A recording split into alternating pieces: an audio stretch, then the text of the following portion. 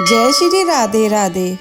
शुकदेव मुनि राजा परीक्षित से कहते हैं कि हे राजन, जैसा कि मैंने तुम्हें इससे पहले बताया था कि भगवान श्री कृष्ण ने यमूलार्जुन नामक 2 अशोक के वृक्षों को गिराकर कुबेर पुत्र नल, कुंवर व नीलग्रीव का उद्धार किया। एक दिन भगवान का जन्म दिवस का दिन था। सारे गोप ग्वालों को बाबा नंद ने भोज में आमंत्रित किया। तब शेष ग्वाल गोकुल में होने वाली अनहोनी घटनाओं को लेकर के नंद बाबा से चर्चा करने लगे। उनमें से एक श्रेष्ठ गोप कहने लगा कि हे नंदलाल जी, जब से हमारा कन्हैया का जन्म हुआ है तब से हम देख रहे हैं कि हमारे गोकुल में दिन प्रतिदिन नए नए संकट आ रहे हैं। अतः अब हमें क्या करना चाहिए, इस प्रसंग पर चर्चा होने लगी।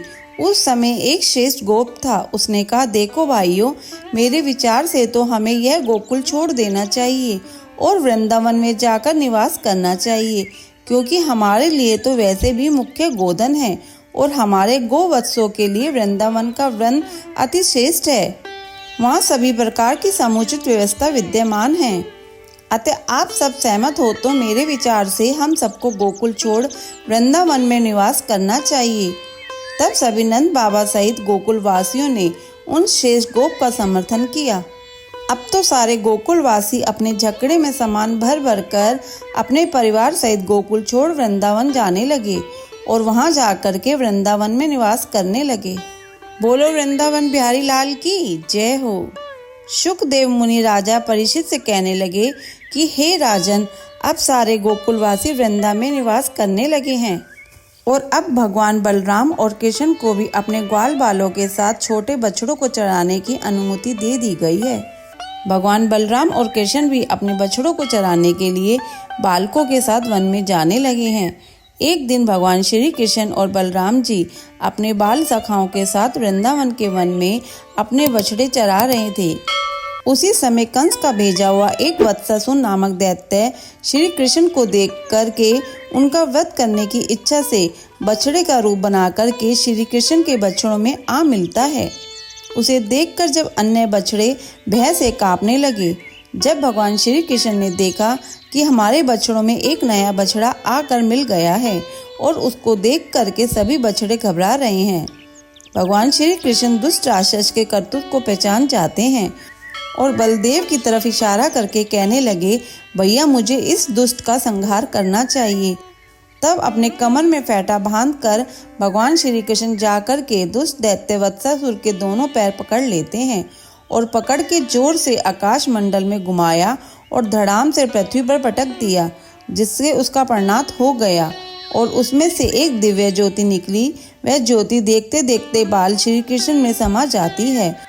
अब भगवान श्री कृष्ण को सारे ग्वाल गोद में उठा लेते हैं और जोर से कन्हैया की जय जयकार करने लगे। बोलो कन्हैया लाल की जय।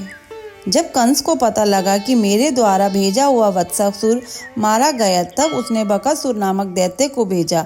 बकासुर जब वृंदावन में आकर देखता है कि कृष्ण बलराम अपने बाल सखाओं के साथ गायें चरा रहे हैं, तब वह दुष्ट जमुना के तट पर बगुले का विशाल रूप बनाकर एक टांग में खड़ा हो गया।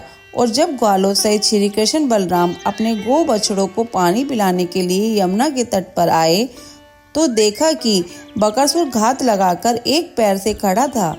जैसे ही उधर से श्री कृष्ण निकलने लगे तो दुष्ट दैत्य ने भगवान श्री कृष्ण को निगल लिया। जब ग्वाल बालों ने देखा कि इस बगुले ने हमारे कनवा को निगल लिया, जोर जोर से ग्वाल बाल विलाप करने लगे, रोने लगे। आकाश मंडल में भी सभी देवता बड़े ही विचलित होने लगे। तब कन्हैया ने देखा कि मेरे कारण सभी बाल सखा सहित समस्त देवता व्याकुल हो रहे हैं। तब उन्होंने अपने शरीर को इतना गर्म किया जिससे वह दुष्ट दैत्य सहन नहीं कर सका और उसका तत्काल प्रभाव से उसने भगवान श्री कृष्ण को मुंह खोलकर बाहर निकाल दिया।